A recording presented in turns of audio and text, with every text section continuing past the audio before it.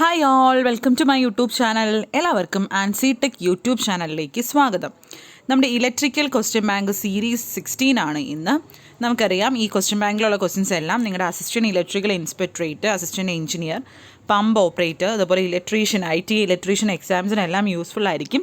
ഈ എക്സാംസ് എല്ലാം നമുക്ക് ഈ വർഷം അക്സെപ്റ്റ് ചെയ്യാം.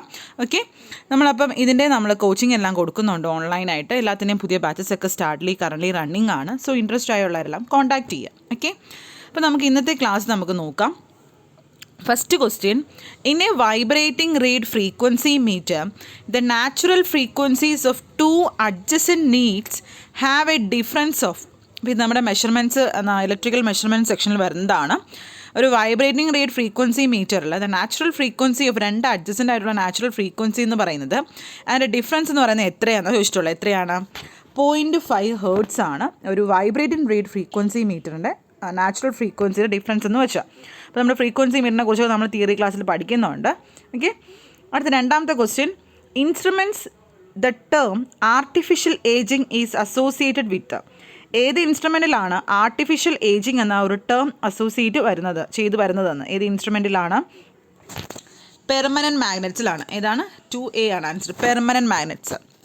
അടുത്ത third question, which of the following cannot be measured by multimeters. അപ്പോൾ നമ്മൾ മൾട്ടിമീറ്റർ ഉപയോഗിച്ച് മെഷർ ചെയ്യാൻ പറ്റാത്തത് ഏതാണ്?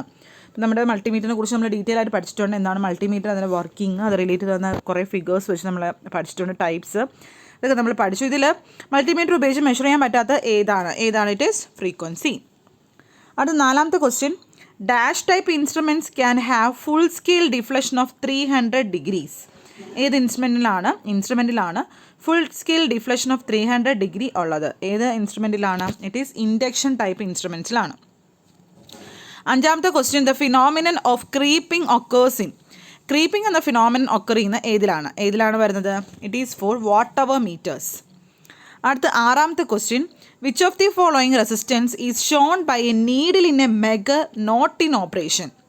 Which of the following resistance is shown by a needle in a megger not in operation. ഏത് റെസിസ്റ്റൻസ് ആണ്? ഇൻഫിനിറ്റി ആണ് needle in a megger not in operation. ആ ഒരു ഏത് റെസിസ്റ്റൻസ് ആണോ ഷോൺ ചെയ്യുന്നത്? Needle in a megger not in operation. ഏതാണ്? Infinity resistance ആണ്. അടുത്ത ഏഴാമത്തെ question, power factor meter has dash control springs. Power factor മീറ്ററിനെ കുറിച്ചും ഡീറ്റെയിൽഡ് ആയിട്ട് ക്ലാസ് എടുക്കുന്നുണ്ട്. Has dash control springs. എത്ര കൺട്രോൾ സ്പ്രിങ്സ് ഉണ്ട് പവർ ഫാക്ടർ മീറ്ററിന്? കൺട്രോൾ സ്പ്രിങ് ഇല്ല, no control springs. Power factor മീറ്ററിൽ കൺട്രോൾ സ്പ്രിങ്സ് വരുന്നില്ല. അടുത്ത എട്ടാമത്തെ question, a rectifier instrument is not free from. അതായത് wave shape error, frequency error, temperature error, all of the above ആണ് answer വരുന്നത്. Okay, അത് പറഞ്ഞു വിട്ട്. അടുത്ത ഒമ്പതാമത്തെ question, in which of the following instrument the deflection depends on the average value. ഏതൊക്കെ ഇൻസ്ട്രുമെൻറ്റ്സിലാണ് അതിൻ്റെ ഡിഫ്ലക്ഷൻ എന്ന് പറയുന്ന ആവറേജ് വാല്യൂവിനെ ഡിപ്പെൻഡ് ചെയ്ത് വരുന്നത്? ഏതാണ്? ഇറ്റ് ഈസ് റെക്ടിഫയർ മീറ്റർ ആണ്. ഏത് ഇൻസ്ട്രുമെൻ്റ് ആണ്? Rectifier meter. പത്താമത്തെ question, a pure capacitor connected to a variable frequency AC source. ഒരു pure capacitor connected to a variable frequency AC സോഴ്സിലോട് കണക്ട് ചെയ്തിട്ടുണ്ട്. അങ്ങനെയാണെങ്കിൽ കപ്പാസിറ്റി റിയാക്റ്റൻസ് Xയും F തമ്മിലുള്ള ആ ഒരു ഷേപ്പ് എന്ന് പറയുന്നത് എന്തായിരിക്കും? ഇറ്റ് ഈസ് ഹൈപ്പർബോള ഷേപ്പാണ് വരുന്നത്. ഏതാണ്? Hyperbola shape. അടുത്ത 11ാമത്തെ question, the process by which an EMF induced in a DC generator is called as dash method. ഏതാണ്? EMF ഇൻഡ്യൂസ് ചെയ്യുന്ന ആ ഒരു പ്രോസസ്സിനെ പറയുന്ന പേരെന്താണ്? ഇറ്റ് ഈസ് ഡൈനാമിക് ഇൻഡക്ഷൻ അല്ലെങ്കിൽ ഡൈനാമിക് മെത്തേഡാണ്.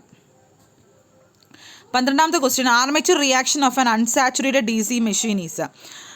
Unsaturated DC machine armature reaction എന്ന് പറയുന്നത് എന്താണ്? Cross magnetising. ഓക്കെ, അടുത്ത 13ാമത്തെ question, in DC generator the cos of rapid brush wear may be. Rapid brush wear ആ ഒരു പ്രോബ്ലം വരുന്നത് എന്ത് കാരണമാണ് DC ജനറേറ്ററിൽ? It is mainly due to നമ്മുടെ റഫ് കമ്പ്യൂട്ടേഷൻ സർഫസ് കാരണം വരാം, ഇംപെർഫെക്റ്റ് കോൺടാക്റ്റ് കാരണം വരാം, സിവിയർ സ്പാർക്കിംഗ് കാരണം വരാം. അപ്പോൾ എനി ഓഫ് ദി ഈ 3 രീതിയിൽ ഏത് വന്നാലും റാപ്പിഡ് ബ്രഷ് വെയർ ഉണ്ടാകാൻ സാധ്യതയുണ്ട് DC ജനറേറ്ററിൽ. 14ാമത്തെ question, the commutator pitch for a simplex lap winding is equal to. Simplex lap വൈൻഡിൻ്റെ കമ്മ്യൂട്ടേറ്റർ പിച്ച് എന്ന് പറഞ്ഞാൽ എത്രയാണ്? Is equal to 1. അടുത്ത 15ാമത്തെ question, the greatest eddy current loss occur in the dash of a DC machine. ഏതിലാണ് eddy current loss കൂടുതൽ ഉണ്ടാകുന്നത്? The greatest eddy current loss ഉണ്ടാകുന്ന ഏതിലാണ്? ഇറ്റ് ഈസ് ഡ്യൂ ഇൻ ആർമേച്ചറാണ്. ആർമേച്ചർ ഓഫ് എ DC മെഷീനിലാണ് greatest eddy current loss ഉണ്ടാകുന്നത്. അടുത്ത 16ാമത്തെ question, the real working part of a DC machine is the, ഇതിൽ ഏതാണ് working part of DC machine എന്ന് പറയുന്നത്? It is armature winding. 17ാമത്തെ question, carbon brushes are used in a DC machine because, എന്തിനാണ് നമ്മുടെ DC മെഷീൻസിൽ carbon brush ഉപയോഗിക്കാൻ കാരണം എന്താണ്? Carbon lubricates and polishes the commutator. Carbon lubricates and polishes the commutator. അടുത്ത 18ാമത്തെ question, shunt field coils carry low current but produces very strong magnetic field.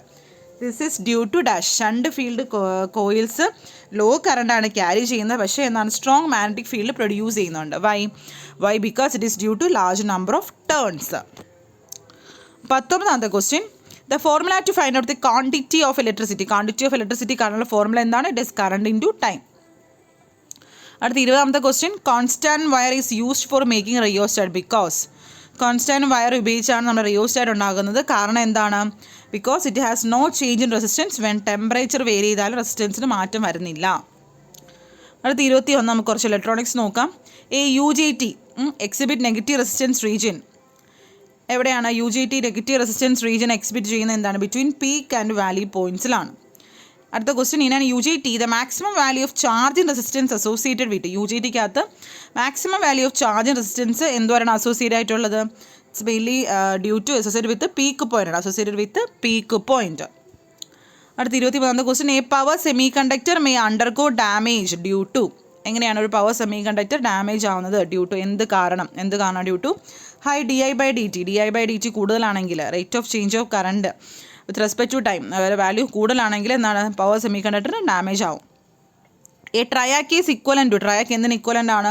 2 thyristor in anti parallel. 2 thyristor in anti parallel equivalent ആണ് നമ്മുടെ triac. അടുത്ത 25ാമത്തെ question, in transistor amplifier we use dash transformer for impedance matching.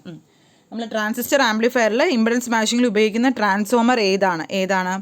It is step down transformer. ഏത് ട്രാൻസ്ഫോമറാണ്? Step down transformer.